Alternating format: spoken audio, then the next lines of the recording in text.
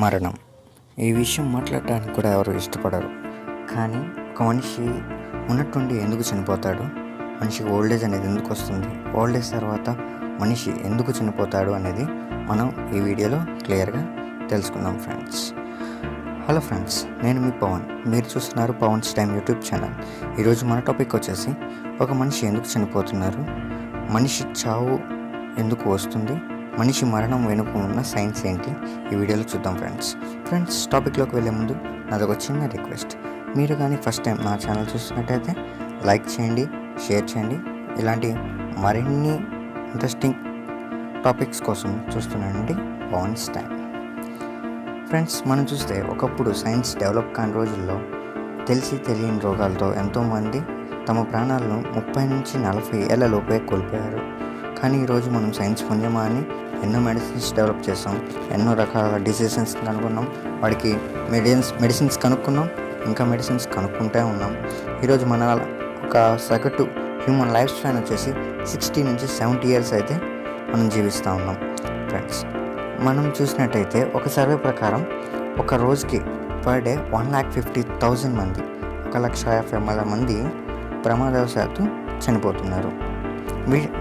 ఈ 1,50,000 మందిలో ఇతరత్ర డిసీజెస్ వచ్చి వైరస్ కారణంగా మధ్య వయసులోనే చనిపోయే వాళ్ళ సంఖ్య చూసుకున్నట్టయితే 7 నుంచి 8% ఇలా ఉంటే మెజారిటీ ఆఫ్ ద పీపుల్, అంటే ఈ 7 నుంచి 8% పీపుల్ కాకుండా మిగతా వాళ్ళంతా ఓల్డ్ ఏజ్ వచ్చి న్యాచురల్గా అయితే చనిపోతూ ఉన్నారు. దీనికి కారణం ఏంటి అని అంటే సెల్ డివిజన్ అనేది మన లైఫ్లో ఆగిపోవటం. అసలు ఈ సెల్ డివిజన్ అంటే ఏంటి తెలుసుకుందాం. మనిషి జీవితం 4 టైప్స్గా ఉంటుంది ఫ్రెండ్స్. మనం చిన్నప్పటి నుంచి వినే ఉంటాం. బాల్యం, యవ్వనం, కౌమార్యం, వృద్ధాప్యం, childhood, teenage, adulthood, old age. తర్వాత మనిషి అనేది చనిపోతాడు. ఇది ఒక ప్రాసెస్ ఫ్రెండ్స్. డెత్ అనేది ఒక ప్రాసెస్. సింగిల్ సెల్తో స్టార్ట్ అయ్యే ఒక మనిషి జీవితం, మనిషి ప్రయాణం ఎవ్రీ సెకండ్ సెల్ డివిజన్ జరుగుతూ ఉంటుంది.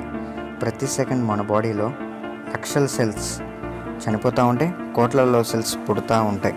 ఇది ఒక ప్రాసెస్ ఫ్రెండ్స్.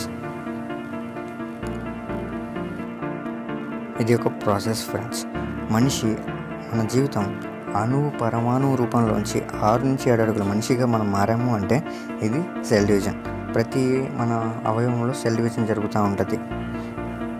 అసలు ఈ సెల్ డివిజన్ జరిగేటప్పుడు ఆ సెల్ డివిజన్లో ఏం జరుగుతుంది, ఆ సెల్లో అసలు ఏముంటుంది అని చూసినట్టయితే ఒక సెల్ వచ్చేసి ఒక సెల్తో ఏం కంటే ఉంటుంది అంటే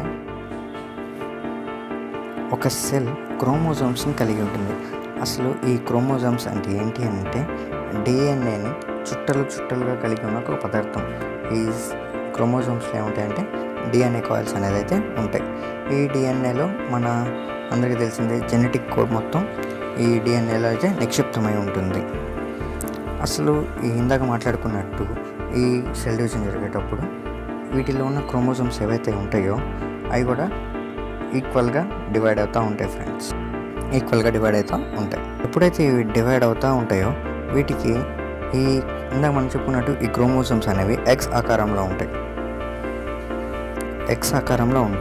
ఈ ఎక్స్ ఆకారంలో ఉన్న వాటికి 4 సైడ్స్ చివర్ల ఎండ్స్లో వీటికి చిన్న చిన్న క్యాప్స్ లాగా ఉంటాయి.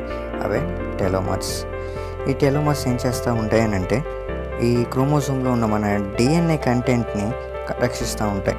ఎప్పుడైతే ఈ సెల్ డివిజన్ జరుగుతూ ఉంటుందో ఈ క్రోమోజోమ్స్ కూడా డివైడ్ అవుతూ ఉంటాయి. ఈ డివైడ్ అయ్యే ప్రాసెస్లో టెలిమర్స్ ఉంటాయి కదా, ఈ టెలోమర్స్ ఒక సైజ్ అనేది తగ్గిపోతూ ఉంటుంది.